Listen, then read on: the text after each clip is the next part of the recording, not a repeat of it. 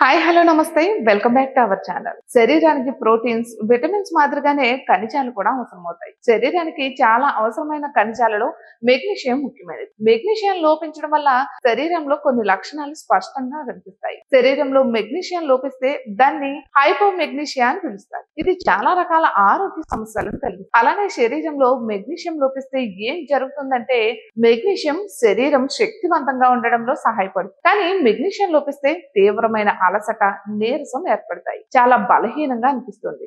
ఏ చిన్న పని కూడా పూర్తి చేయడానికి చాలా కష్టపడాల్సి వస్తుంది.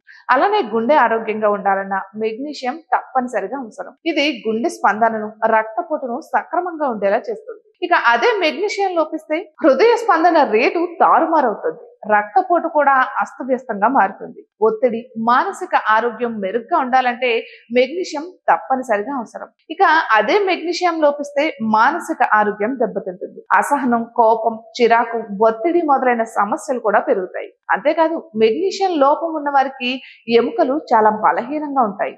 ఇక ఎముకల వ్యాధి వచ్చే ప్రమాదం కూడా ఎక్కువగా ఉంటుంది. సరిగా నిద్ర పట్టకపోవడం, జీర్ణ వ్యవస్థ దెబ్బతినడం వంటి సమస్యలు కూడా తలెత్తుతాయి అంటున్నారు నిపుణులు. ఇటువంటి మరెన్నో వీడియోస్ కోసం మా ఛానల్ ని సబ్స్క్రైబ్ చేసుకోండి.